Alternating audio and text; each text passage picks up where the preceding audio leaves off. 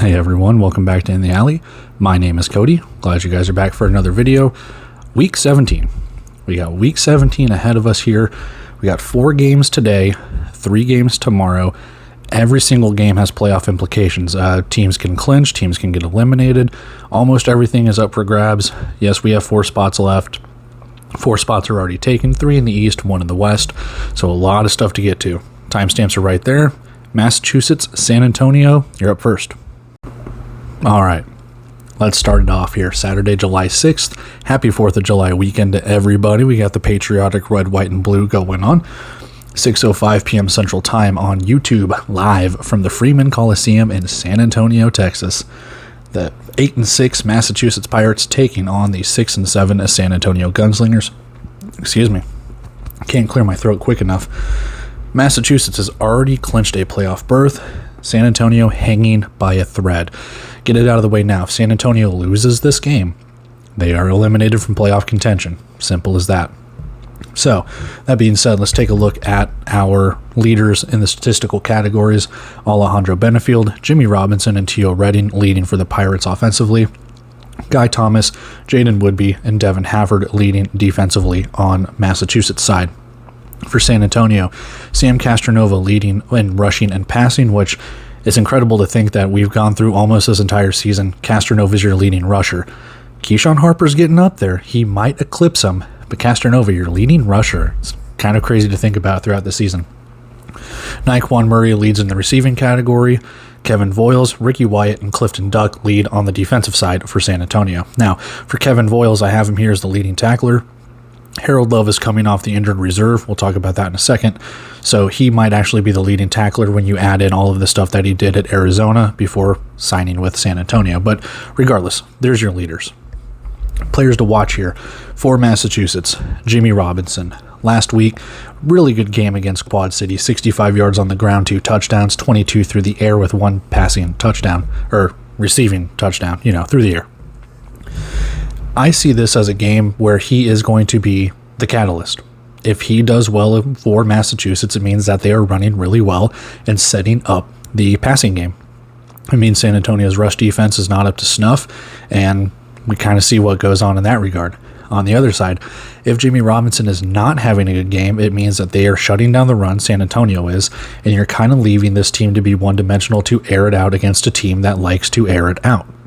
I don't have a pulse on this game. These two teams are just kind of opposite ends of the spectrum.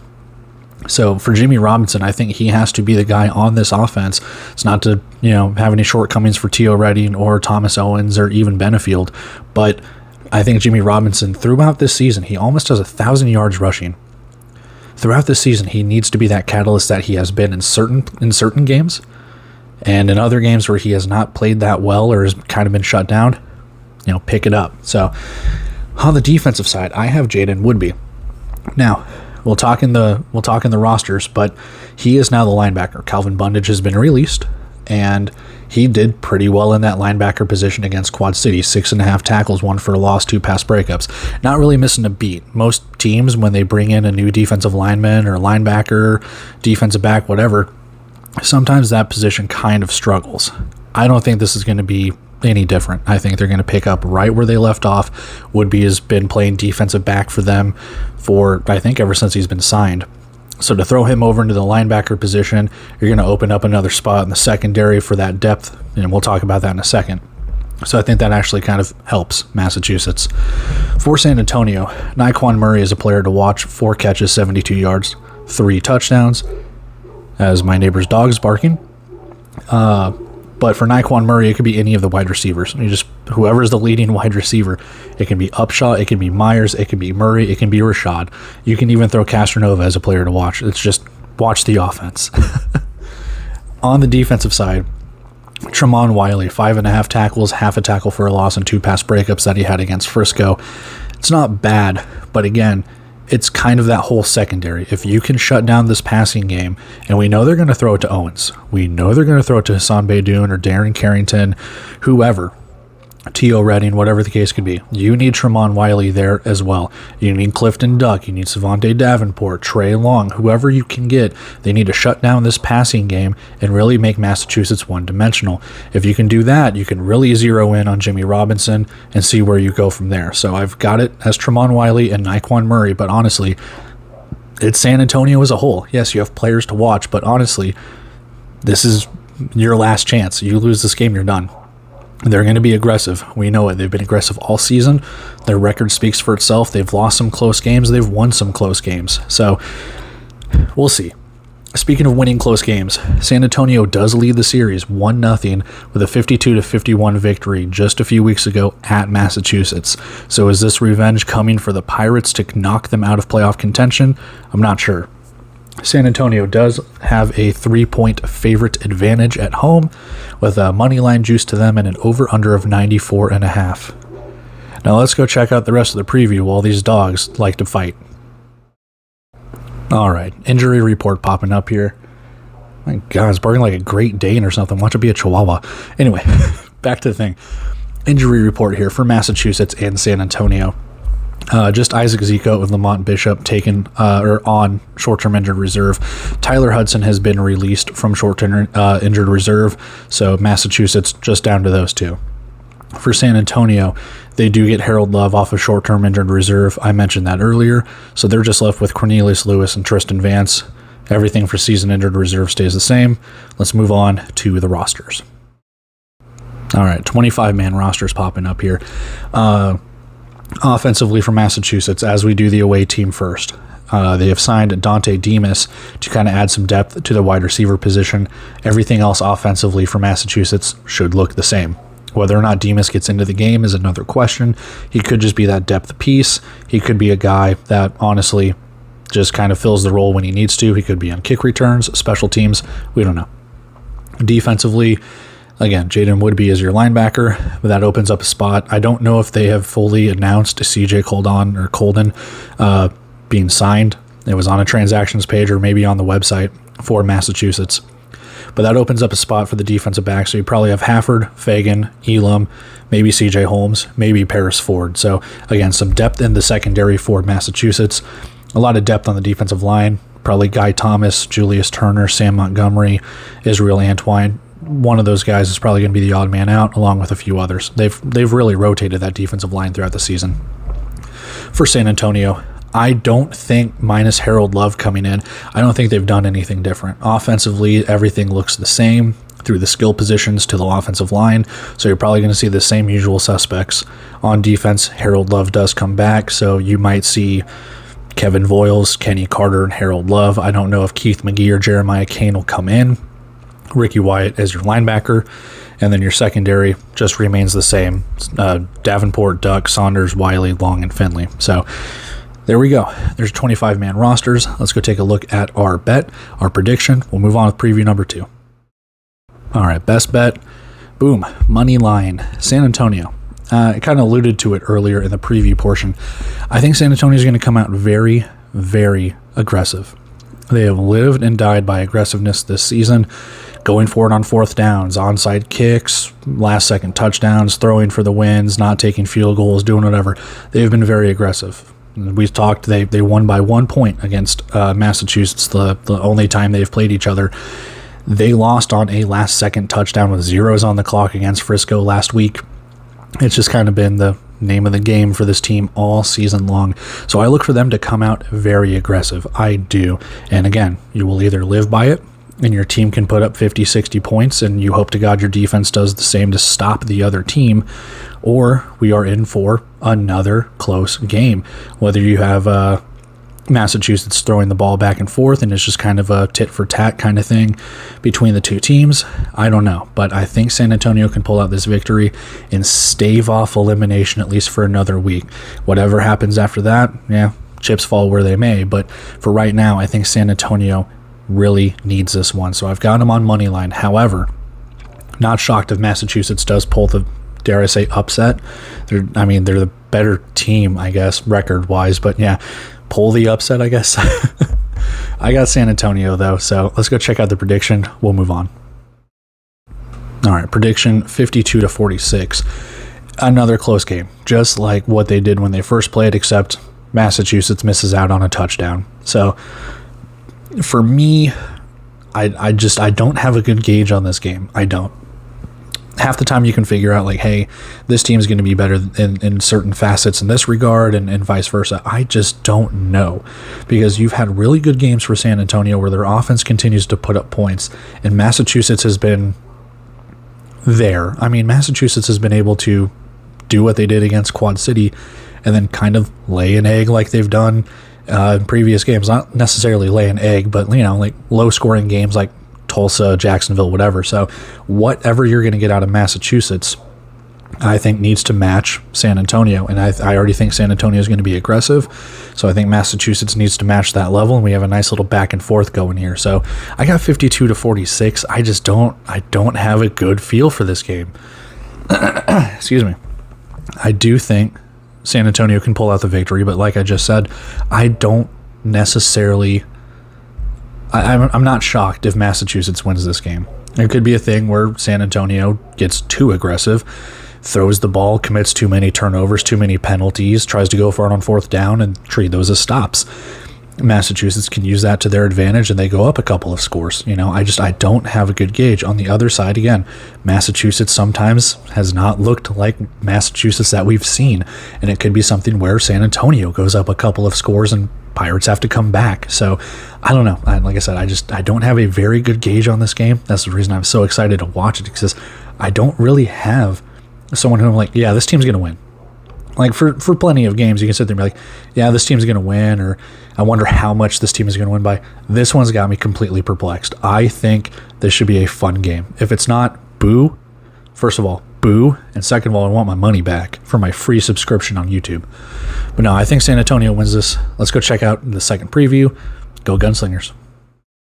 All right, preview number 2. Saturday, July 6th, 7:05 p.m. Central Time. YouTube, live from the Vibrant Arena at the Mark in Moline, Illinois. It's Dollar Beer Night. They were advertising that, a couple weeks ago when I was up there. So, Dollar Beer Night. Get out to the game. Get silly. Responsibly silly. We got the Sioux Falls Storm 3-10 going to the Quad City Steamwheelers 6-7 on the year. Good chance for Quad City to bolster their playoff hopes and kind of shut down the dreams of 3 or 4 other teams. So here we go. Leading statistical leaders. I know I always screw that up. Leading guys who do good things for each team. Lorenzo Brown leading in rushing and passing. Will he start? I don't know. Kentrez Bell leading in the receiving category. On the defensive side, Dejon Emery, Dylan Petway, I misspelled his name, I apologize. Dylan Petway and Elijah Reed rounding out the defensive side for the Storm. For Quad City, Judd Erickson, Edward Vander, and Jared Harrington. On the offensive side and defensively, Jalen Swan, Bubba Arslanian, and Darian Jackson in their respective categories for the Steamwheelers. So we got a lot to talk about roster and injuries, and not really injuries, but mainly roster stuff. Let's talk players to watch first, and then we will kind of dive a little bit into that. Lorenzo Thompson, I have him here as a player to watch. 5 catches, 51 yards, no touchdowns. It's nice to see him finally get to the level I thought he was going to be at the start of the season. And that's no knock on him. It's just kind of the offensive strategy that Sioux Falls has had, going and getting Lorenzo Brown back, and going through the wide receivers that you've had, bringing in Drayshawn Hudson, Carlos Thompson leaving, kind of opens up the door for Lorenzo Thompson to get his catches and yards and things along those lines. It's no ill will on anyone or like that. It's just kind of what's going on. Kentrez Bell is still going to be there making his catches. Lorenzo Thompson, Drayshawn Hudson, that's what they do. On the defensive side, it's going to be Dejon Emery. Released this week has been Claude Davis and Amin Black, which is the reason why you see up there Dylan Petway for the linebacker position. Dejon Emery had a decent game last week against Jacksonville. 3 tackles, 2 for a loss, 1 sack, 1 forced fumble, and 1 block kick. So really good. For Dejon Emery, though, you would line up opposite of Claude Davis, and then whoever was in the middle, whether it's been Marquise Burks or Logan Swanson. We'll see what goes on and who they have on that other side, but it could be a little tough if The offensive line for Quad City decides we're going to kind of zero in on that since he's the more veteran guy. Can't really do that, I get it, but still, at the same time, it's just how are you going to get that pass rush to get after Erickson? You saw how not good he was last week. How can you replicate that? Well, you just lost your linebacker and one of your best defensive linemen. It's going to be kind of tough. You're going to need Dejon Emery to get after it, and you're going to have Dylan Petway learn on the fly. On the opposite side, Edward Vander. I have mentioned this multiple times. There are people on Twitter, on Facebook, on the message boards and forums. Run the ball. And I know it was tough last week. Massachusetts really zeroed in on stopping that rush. He only had 46 yards, 11 catching yards, passing yards, receiving yards, whatever. Receiving yards is the word I was looking for. But Edward Vander, 46 yards through the ground. You need more of it. I'm not saying he has to go off and do Jimmy Robinson numbers of 70 or 80 yards, but something with only 6 carries. You need to get him the ball more, and you need to make sure that you can keep this offense as unpredictable as always. I understand the running jet sweeps with Karan Ashley or Warren Newman or things like that. I understand Judd Erickson is going to run a couple of times. I get it. But in order to really, really establish that run, get Vander going early, get him going often, and that can open up the passing game because you just never know. On a 3rd and short, you can do a nice little slant pattern. You can do a nice little pop pass. They might think you're running the ball. There you go. Man wide open over the middle on a quick slant. Easy. I know, easier said than done. But still, you can also get him to slip out into the, out of the backfield for catching purposes. I keep thinking receiving yards. I need to drill that word in my head. My God. You can slip out of the backfield to catch the pass. Simple. My God, use your brain, Cody. So anyway, if Edward Vander can do that with what we've just talked about, Sioux Falls losing on defense, it could bode kind of well for Quad City. On the defensive side, Bubba Arslanian, 7 tackles last week against Mass. I mean, just keep doing what you're doing. They haven't really changed. My God. They haven't really changed much offensively for Sioux Falls. I think this is a good chance for Arslanian to really pump those numbers up. So we'll see what he can do. Quad City's defense could be able to lock down. That defensive line still looks really good. In the secondary, if they can stop Bell, if they can stop Lorenzo Thompson, kind of stop the passing game, we just don't know who's starting at quarterback. So kind of go from there. Series history is tied at 5. Last meeting, Quad City won 56-49, Week 9 at Sioux Falls. So we return to Quad City after they've already met earlier in the season when that game went to overtime. So Quad City is favored by almost a touchdown with a money line juice to them and an over-under of 88.5. So let's go take a look at the rest of the preview. We move on. Injury report, which should be the easiest one. Nothing changes. Let's move on. All right, 25-man rosters for both teams. Offensively for Sioux Falls, they have signed Cordell Brewster. He's been around the league, most recently with Tucson. So, and I know he's played for someone else. It's just slipping my mind right now. So if you want to scream it at the screen or type it in the comments, cool. I've completely forgotten. My brain is mush. Skill positions, they have signed Ray J. Johnson Sanders to kind of take over that Carlos Thompson spot. He should get the start, or maybe not the start, but be a reserve in that regard, and probably see Bell, Hudson, and Thompson get the starts. For the the running backs, my God, Bryson Denley, Keyshawn Williams, probably sticking there. Defensively for Sioux Falls, they did sign Malik Harris. He has been around previously of the Massachusetts Pirates, and I think he was with Arizona for a game or two early in the season. Dylan Petway's your linebacker, and I apologize, man. I don't know what's going on with my throat. Defensively on the secondary side, Sioux Falls, nothing changes. Question becomes, though, is who starts at quarterback? Jaya Wright started last week. Does he get another start? You're out of the playoff race. Why not? I don't see why you would start Lorenzo Brown, let him do his mentorship like he was trying to do to Billy Hall earlier in the season, get Jaya Wright some reps, see if he wants to return and be the starter next season, and move on from there. I don't know, man. I don't know what's going on with my body. For Quad City, I don't think anything really changes. I really don't. Offensively, I've not seen anything about this Yemi Ward character, if he's even real. If he is, cool. But you've got so much depth at wide receiver, I doubt he's even going to see the field if he even exists.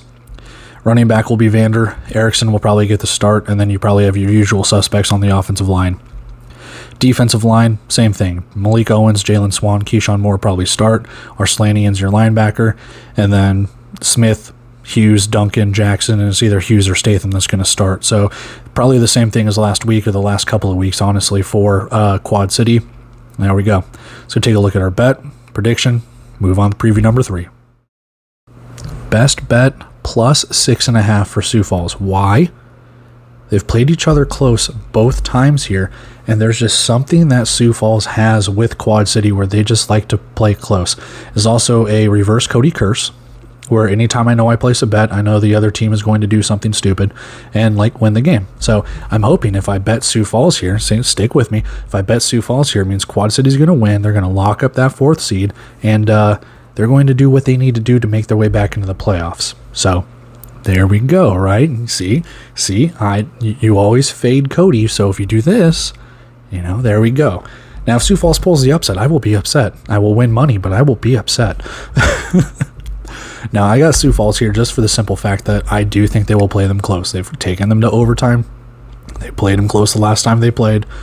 I don't think this one will be any different, even barring the transactions and things like that. Quad City looked abysmal last week against Massachusetts. Sioux Falls is Sioux Falls. They've looked good at times. They've looked really bad at times.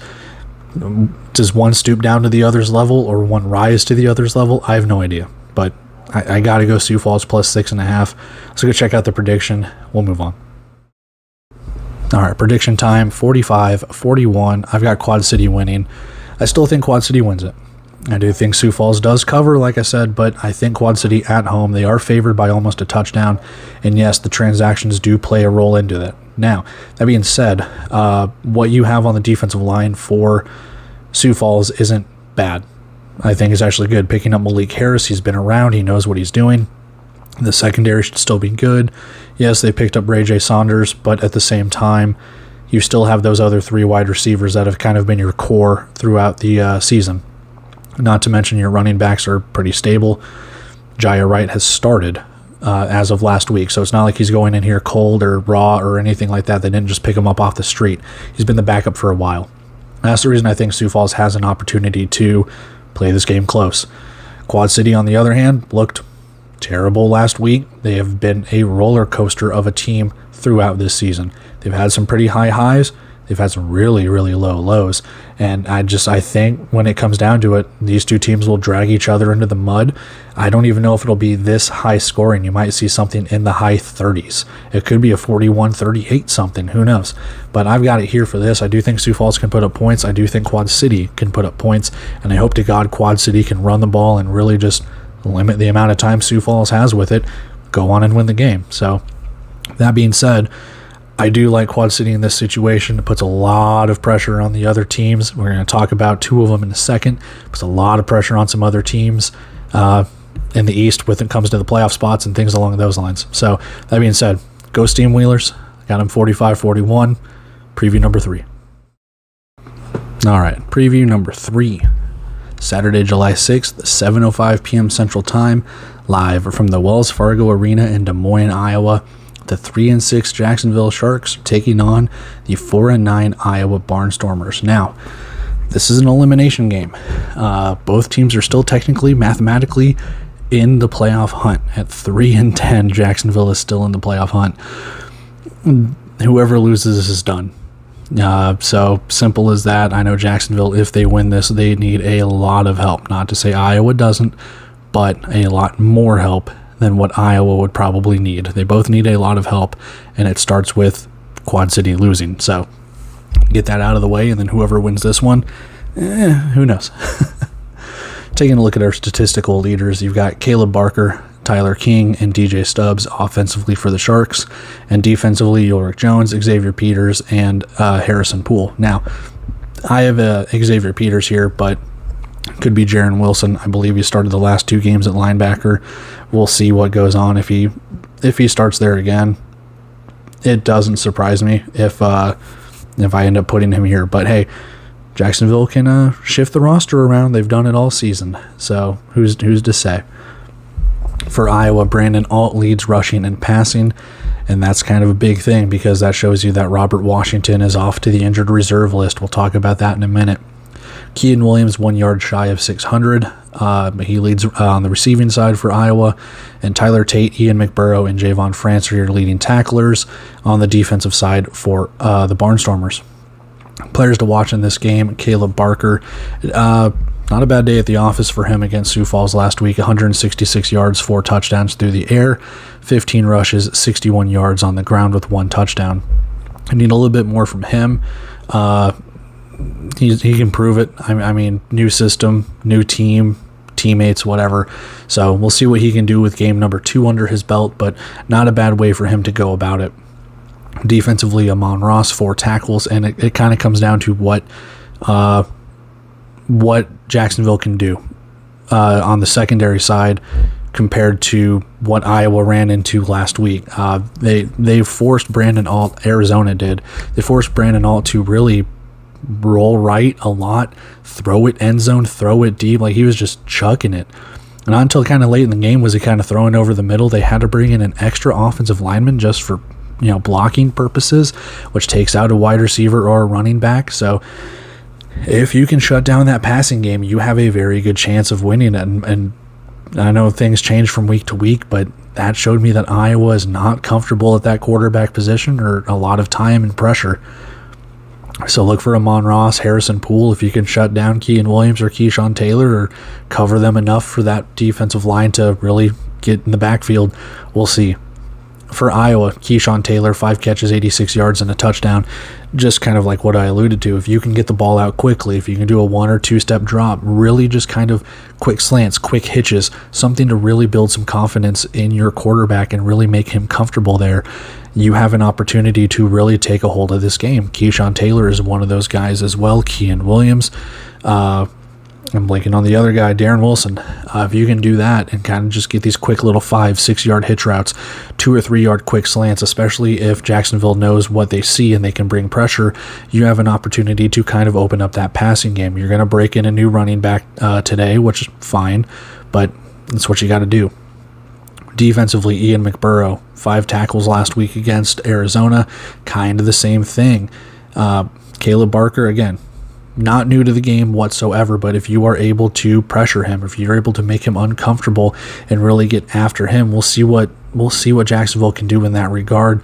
I know Sioux Falls kind of did that last week a little bit, but Ian McBurrow, he's not on Sioux Falls. So can this defense really make Jacksonville uncomfortable? Iowa's defense has been kind of wishy-washy. They've looked good at times, they've looked bad at times. So we'll see what they can do against Jacksonville here. These two teams have not played in a long time. The first meeting in the Indoor Football League, Iowa leads the series 4-0. Last meeting, 2014, in the Arena Football League, Jacksonville is, I take this back. I screwed this up. It is 4-0 in favor of Jacksonville. So switch those numbers around. 4-0 in favor of Jacksonville. They have won every single meeting dating back to 2014, Week 9 at Iowa. Completely different rules, players, coaches, what have you, in the Arena Football League. So first meeting between these two in the Indoor Football League. We'll see who takes the cake in this one, but Jacksonville with a nice little history right there. Iowa is favored by 5.5 with a money line juice to them and an over-under of 83.5. So things point to the Barnstormers' way. Let's go take a look at the rest of the preview, see if we can find anything else about it. All right, injury report. Nothing to report from Jacksonville. Still Marquise McLean and Jeremiah Payton on injured reserve. 4 guys still out on the season.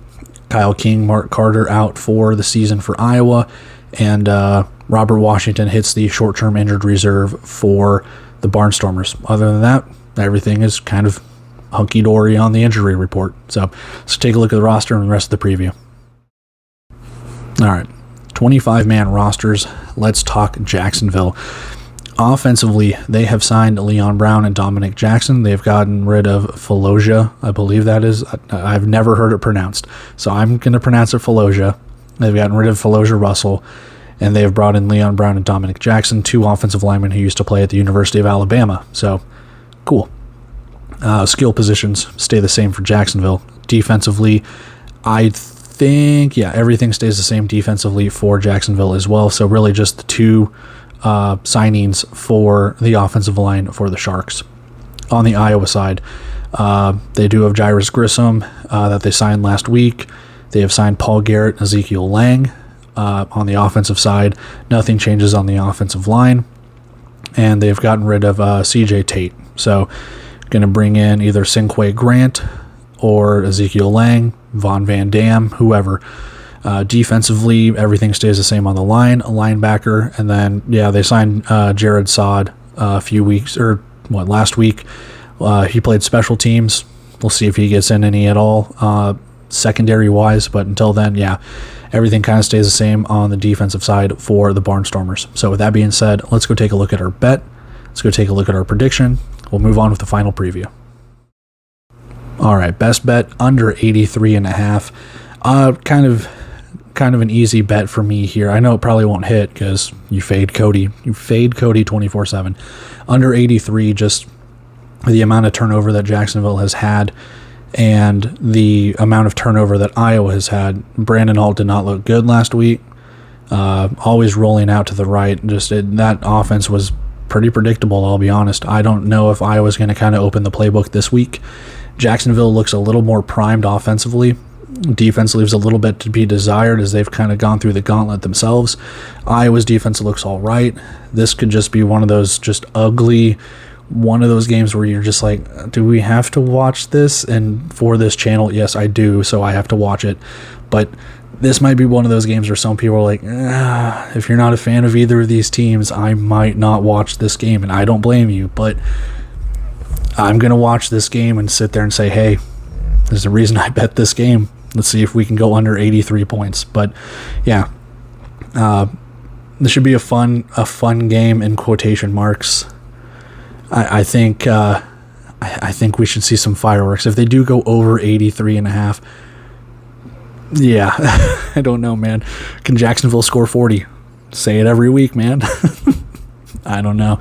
Should be a fun game, though. I'm looking forward to this one just as much as the other ones, but that's why I watch all of the games.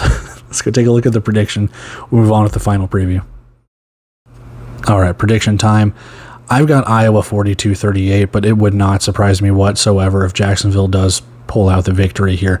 The reason why is, like I kind of alluded to in the best bet segment, I think Jacksonville's offense is a little more primed. They still have their skill positions. Not to say that Iowa doesn't, but I think that when you look at comparing the quarterbacks, I think Caleb Barker, even though he's only started one game and Brandon Alt's only started one game, I think Barker's got a little bit better of a resume. I think the skill positions are just there. Joshua Mack, Tyler King, the running game is going to kind of be there. So I might actually change this prediction. I know I've got Iowa right here, and I've had it kind of set for the last couple of days without changing it. But I'll tell you right here, the more I've talked about it, the more I've kind of convinced myself that I think Jacksonville can actually pull out this victory. I still think the under can hit, but I do think that Jacksonville can pull out this victory. It all kind of hinges on Iowa's defense. Can Iowa's defense stop Jacksonville and keep them from scoring under 40?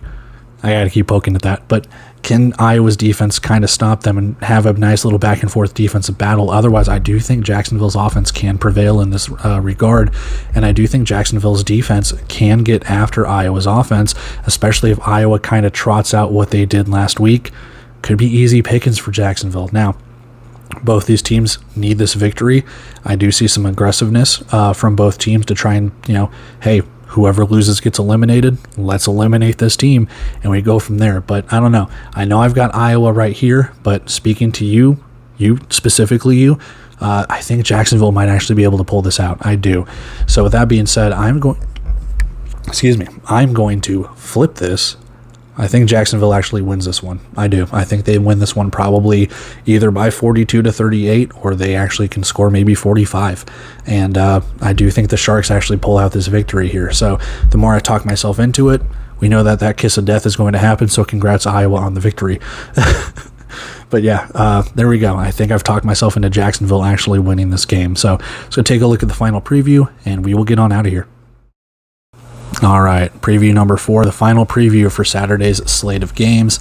Saturday, July 6th, 8:05 p.m. Central Time on YouTube, live from the Pechanga Arena in San Diego, California. The 9-4 Vegas Nighthawks taking on the 9-5 San Diego Strikeforce. This is an opportunity for one of these teams to potentially clinch a playoff spot tonight, barring what happens on Sunday. So nothing can get clinched tonight, but whoever puts themselves in the driver's seat with a victory here, you kind of look at what's going to happen on Sunday. You have an opportunity to have an X next to your name in the standings. Taking a look at the statistical leaders for both teams. Jerome Johnson leading rushing and passing for Vegas. Quentin Randolph receiving for the Nighthawks. On the defensive side, Gabe McCoy, Mikel Calhoun, and Bryce Hampton are your leading tacklers and statistical leaders for Vegas. On the San Diego side, Nate Davis, Rudy Johnson, and Arthur Jackson, fresh off his Offensive Player of the Week nod, leading in their categories offensively. On the defensive side, Jaquan Ortiz, Sherrod Williams, and Atoa Fox, leading tacklers and statistical leaders for the Strike Force on the defensive side of the ball. Players to watch here for both teams. Jerome Johnson is going to be my pick for Vegas. What can he do? It's going to be a battle of the quarterbacks. One doesn't run. One really likes to run. These two teams have met this year already. Obviously, we'll talk about that in a second. But Jerome Johnson, 13 of 20, 145 and 4 touchdowns, 16 rushes, 62 yards, and 1 touchdown against Bay Area last week. They didn't get the victory against Bay Area, but I do think Vegas is going to have a nice little game plan here for this. San Diego looks very good. However, injuries kind of not really derailed, but kind of hurt Vegas. And we'll talk about a big one that comes up. And they have signed a couple of wide receivers, so it's going to be a little tough for Vegas in this one. Defensively, Bryce Hampton, 6.5 tackles, one forced fumble, and 1 pick. It's that secondary. It's going to be up to that secondary to stop the San Diego Strike Force offense. We have known for years Nate Davis's offense and how he calls the plays and does all this, and you still can't stop him. He's been to the playoffs before. He's going to go to the playoffs again, barring anything miraculous from other teams. If they lose this game, it's going to be a little tough. But Nate Davis has looked very good, almost back to his old ways. We know they're going to throw the ball. Simple. Bryce Hampton, James Caesar, Mikel Calhoun, anyone else, Malik Hausman, whoever. You got to get after that. You got to cover them. Simple as that. You cannot have an Arthur Jackson 10 catch, 147 6 touchdown game. You cannot let him duplicate that. You got to stop him. On the other side, player to watch, Arthur Jackson, 10 catches, 147 yards, and 6 touchdowns. You can have another performance like that if you're San Diego. Give them every single week. We know they're going to throw the ball. We know that. That's why it's so detrimental to that secondary and Mikel Calhoun coming back from injured reserve to get after Nate Davis, to really apply pressure and stop that passing game. On the flip side, 1-step drops, 2-step drops, what Nate Davis does, able to get that ball out quickly, get it out into space, do the screen plays. And just when you think he's going to do that, it's an RPO handoff to Rudy Johnson, or a motion handoff to Arthur Jackson or Jordan Kress or whoever. They're able to kind of, get you around their finger and go, what do you think we're going to do? You're going to throw it? Not this time. And just when you think they might be throwing a short little pass, there's a bomb right over the middle. So that's tough. You know what they're going to do, and they still do it. That's what makes San Diego a 9-win team right now. Defensively, for the Strike Force, Jaquan Ortiz, 4.5 tackles, 1.5 for a loss, and 1 sack. Again, Jerome Johnson likes to run the ball. He will scramble when he needs to, especially in short yardage situations or goal-to-go situations. Can that defensive line of San Diego, they've been very formidable. Ortiz has been very, very good. You look at there, 44 tackles, 15 for a loss, 5.5 sacks, 2 block kicks. He's been very good. That defensive line, too, with Byron Cooper, VJ Mallow, Tavita Mwanga, Benmo, it's been very, very good. Sherrod Williams as well. Can you put pressure on Jerome Johnson? Can you stop him from scrambling? Can you make him roll quickly, get out of the pocket, get uncomfortable without him scrambling? We'll see. Series history, San Diego leads 2-1. Their last meeting, 68-64. Vegas with the victory in Week 10. So a few months ago, actually. So things have changed. Things have not changed. I don't know if that was the last win right before they started losing, because that was, 7 weeks ago? They might have been 7-0 by that time. Something like that. Anyway, San Diego favored by 2.5, money line juice to them, and an over-under of 97.5. So they're expecting some points in this one. So go take a look at the injury report, the rosters, bets, predictions. We'll get on out of here. All right, injury report.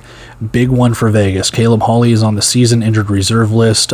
He went down after a couple of plays last week. I think the broadcast said it was his knee. Leads you to speculate his ACL. Either way, he's done for the season.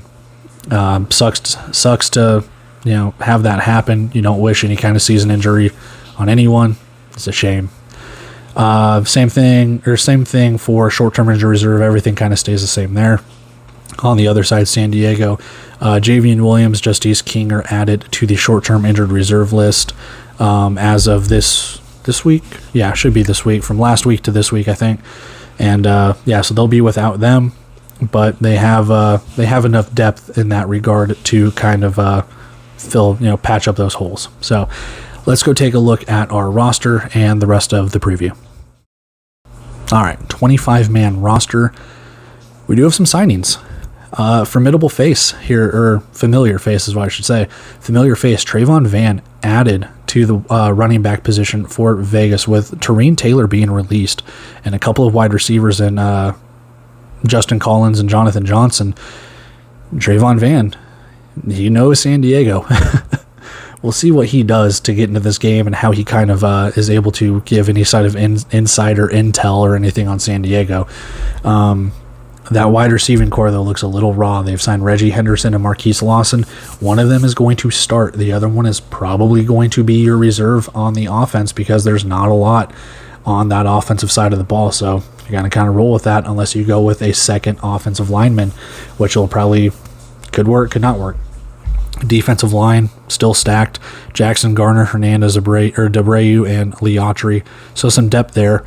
Gabe McCoy is going to drop down to the defensive line, so we'll see if he goes there. Mikel Calhoun as your linebacker, and then the same suspects on the secondary for Vegas. On the San Diego side, nothing really changes. They've gotten some players back. They've put more players on injured reserve, kind of a rinse and repeat thing. On the offensive side, nothing changes. A lot of depth at wide receiver. They normally go 4 wide receivers deep. Sometimes Rudy Johnson is your running back. Offensive line stays the same. Defensive line, deep. I mean, you're going to see Artis start, and probably either Mallow, Moa, or Moonga, maybe Byron Cooper. I think Byron Cooper started last week against Northern Arizona.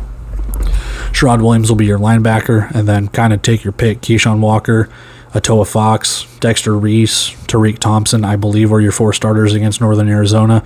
Probably see those guys again. So that being said, let's go take a look at our bet prediction. Get on out of here. All right, best bet. I had this bet before all of the transactions took place, because in my mind I was thinking there's no reason why Vegas should be an underdog, right?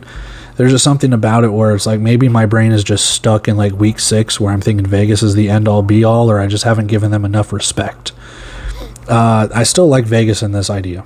I do think Vegas can pull an upset here, even though it's at San Diego. That defense is still good. Trayvon Van is a veteran of the game. Veteran rules are weird.